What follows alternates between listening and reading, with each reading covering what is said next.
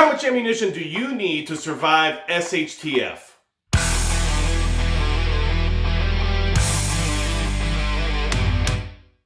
Hey everybody, it's Magic Prepper, and today we're going to talk about how much ammunition you need to have stored or stockpiled away in order to survive SHTF. And what kind of ammunition should you be looking for when it comes to storing that ammo? Now real quick, if you do like videos about SHTF topics, ammunition, firearms, anything like that, hit the subscribe button below. It helps the channel grow and I appreciate all the support, so thank you so much.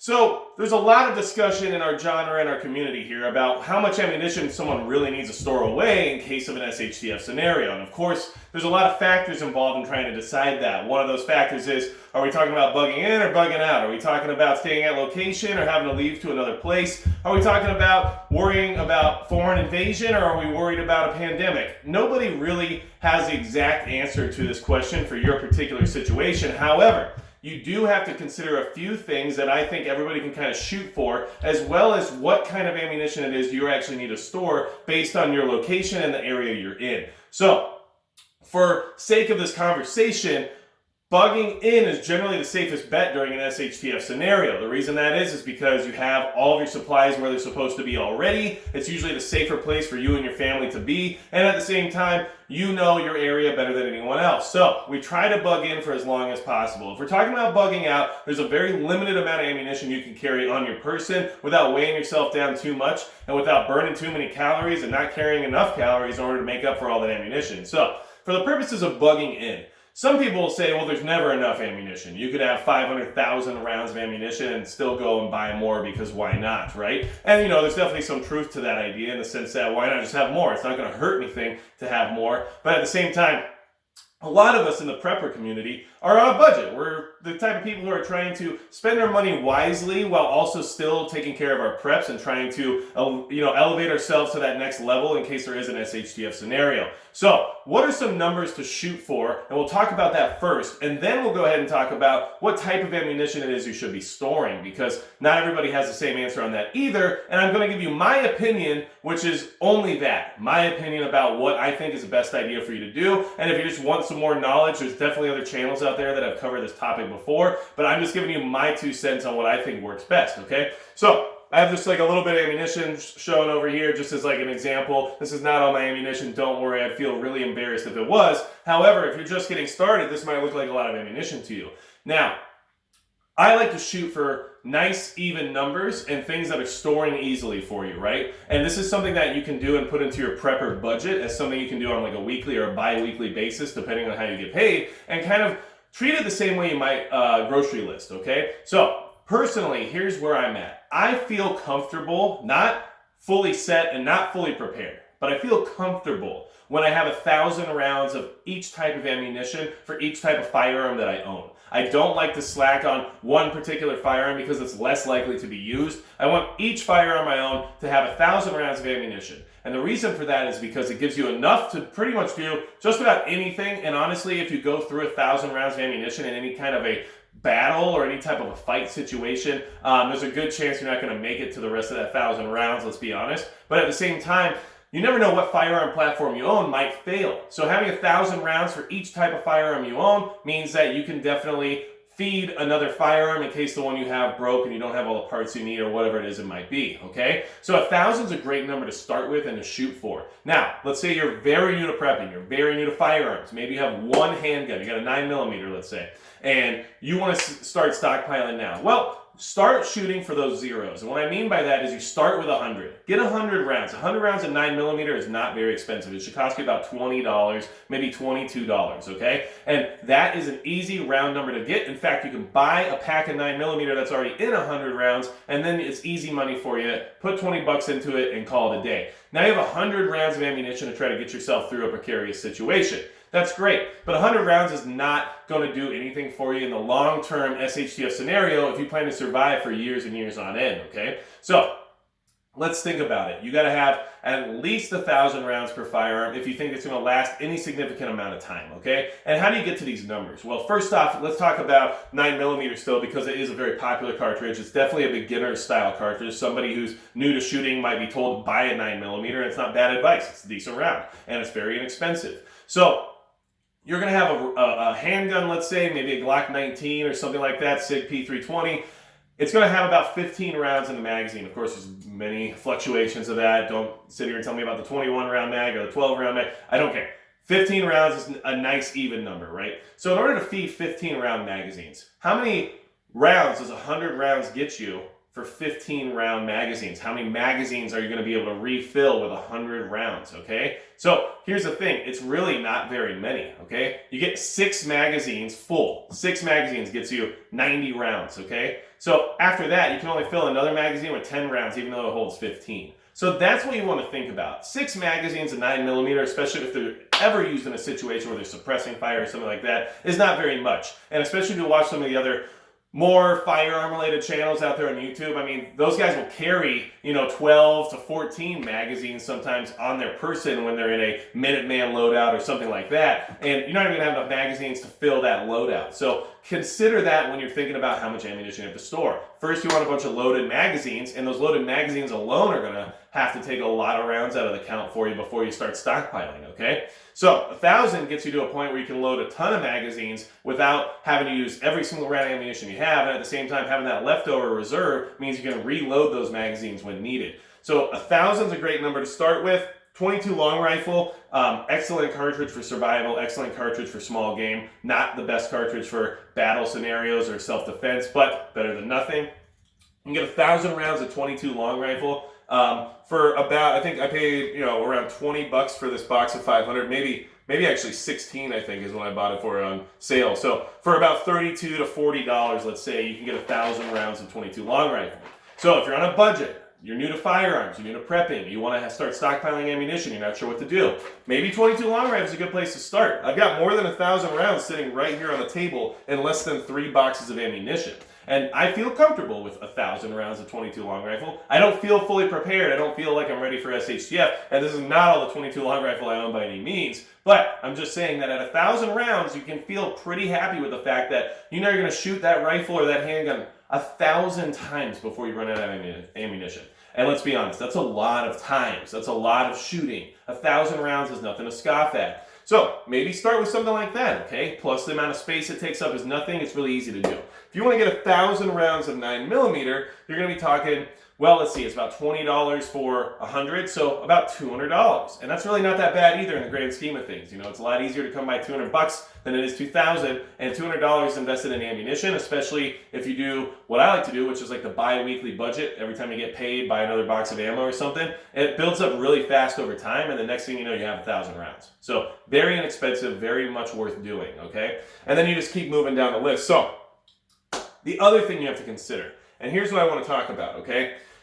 How do you choose the ammunition you stockpile? There's a lot of options out there, and there's a lot of different types of ammunition you can stockpile. And you have to kind of think strategically about that. Do you want to stockpile the super high-end self-defense rounds, like maybe some of this Fort Scott tumble-upon-impact ammunition? I mean, this is great ammunition. I have a good time shooting it. It cycles really well in my P365. I don't have any issues with it. But this little box was, as you can see right here, $22.99, okay? $22.99 for a box of 20 rounds isn't the best way to stockpile ammunition when you can buy a box of 50 rounds for $11, a full metal jacket, 124 grain, basic NATO style rounds, okay? So, yes, I do have some high-end ammunition that I kind of keep in reserves for different purposes, right? But when it comes to just the overall, I need lots of ammunition, quantities of it, and I want to stockpile some away so that I know I have access to it, I usually go for your basic full metal jacket rounds that are inexpensive and they're mass produced, so that way I can load up that proverbial storage bin sooner than I can by trying to buy all the premium stuff that I can't afford as well. And that's just me. I mean, maybe you're very well off and you can afford the super high-end, super expensive, Sierra bullets that they load into Federal premium cartridges for everything you own. And that's great. If you can do that, I mean, that's up to you. However, the other side of that's not just financials, but it's also having consistency. You want your firearms to eat the same type of bullets and the same weight and the same velocities as often as possible, so that way you can dial them in and you can practice with them the best way you can. So, for example, when I'm talking about stockpiling, I'm not stockpiling as much mini mags, which are awesome 22 long rifle rounds that basically is the only thing I suggest if you're using a pistol, because that's what cycles. Everything else is questionable. These work. But we're talking about stockpiling. I just get the good old, jacketed Thunderbolts. They're 22 long rifle, high velocity, and there's nothing special about them. They'll do the job when it comes to hunting small game, and they'll go bang in my 10-22, okay? And then the same thing goes with the rest of my rounds. For 9mm, I have a lot of this 9mm NATO 124 grain ready to go, full metal jackets. They're very basic. They shoot good. They cycle well. Nothing bad ever happens when I'm shooting white box ammo or anything similar to it. However, I mean, they're not fancy hollow points. They're not fancy, tumble upon impacts or anything like that where you're going to get maximum effectiveness when it comes to hitting a target. But at the same time, I can put away a lot of these rounds for very, very cheap. And so, you see my Blazer box here is 115 grain full metal jackets. Well, that's because of testing. Tested a lot of different rounds. I want to see what I like best or what works best in my firearms. And then you try to stick to that, okay? So, also, budget comes into the equation as well. Now, one of the things you have to decide for yourself that is difficult, and one thing that you can decide on your own, but you should definitely talk to other people in your area and kind of see what their thoughts are if you have a prepper group or a mag or anything like that. I'm sure there's some great advice. And you also want to make sure you're running the same kind of rounds as the rest of your group in order to make things a little bit more cohesive. However, where I live, and because of where I live and the location I'm in and the environmental aspect of where it is I might have to be on foot bugging out or whatever it may be, I actually have chosen the 308 or the 7.62x51 NATO as my round of choice for my AR platform versus the 5.56. I do not stockpile 5.56 as of right now because for many reasons. One, it's just not as environmentally adept to what I need in this area compared to the 308. Now, why do you ask that? Okay, well, the reason is because where I live, it's expansive fields for miles on end. There's not a lot of cover, there's a lot of range, and there's also a lot of large game. And if I have to bug out and I have to choose one heavy rifle system that I can't really just carry multiples based on whatever it is that's going on, I need the one that's going to be able to be more effective in long range distances with big game on the menu possibly, and also having the ability to reach out further because I can see whatever it is the trouble coming my way might be from much, much further away. And I don't expect very many CQB or urban environments for me to have to, clear rooms or cut corners or anything like that in. So I chose a 308 7.62x51 NATO setup because I wanted something more like a DMR that can reach out and touch targets from long distances with extreme accuracy. And that's what I chose. Most of you, 95% of you out there, when you're preparing for SHTF, you're probably going to choose an AR-15 style platform with the 5.56 NATO round, or possibly the AK-47 platform with the 7.62x39 platform, okay? Now, not only did I choose 308, but then I also had to start thinking, what kind of ammunition should I use in this firearm in order to make it the most cohesive in an SHTF scenario? And that's something else that you have to think about, okay? I could go out and get a lot of 308 high-end hunting rounds. They perform very well, they have great trajectories, and when they hit the target, they do a lot of damage and they take care of business. I could choose that. But those rounds, as you know, especially if you're a hunter, are very expensive. You can pay up to $60 for a box of 20 if you get some high-end premium hunting rounds in a 308, okay?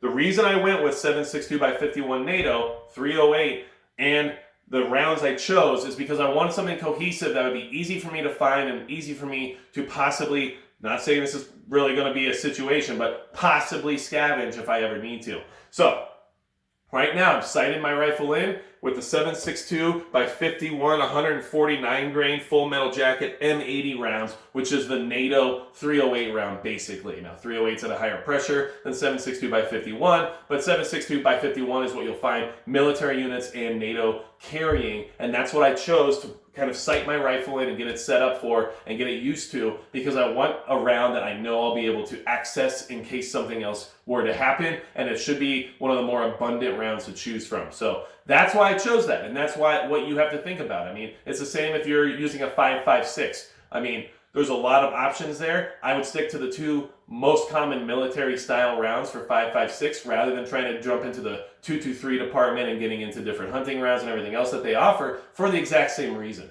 So that's why I've chosen the rounds I've chosen. They're full metal jackets, they're 7.62 by 51 NATO rounds, they reach out further, they have better penetration, and for my location, it's a better scenario for me. But there's like 5% of the country where that would probably be a better option. Everyone else probably should be running 5.56. I'm not here to lie to you about that. I'm not trying to tell you my way is better. I'm telling you I had to make this decision based on circumstance, not on anything else, okay? And then the other thing that you need to think about as well is all your other firearms, okay? Shotguns, for example, 12 gauge has a ton of different shotgun loads and options. Now, shotgun is something that you might actually want to have some variety on.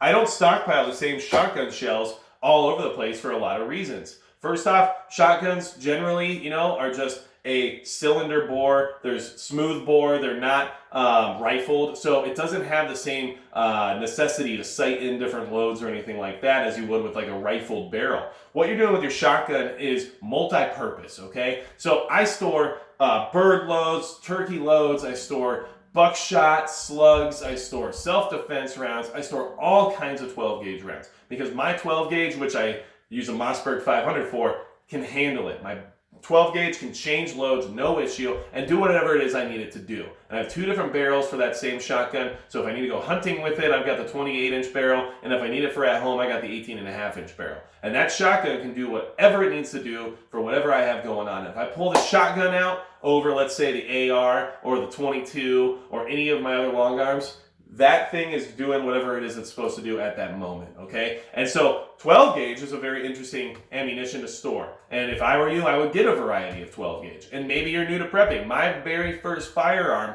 was a 12 gauge Mossberg 590, okay? And I had all kinds of 12 gauge ammo because I want to test it out and check out all the different rounds and everything else. But it's a great one firearm to own. If you own any firearm, most people would say either a 22 or a 12 gauge would be a good option.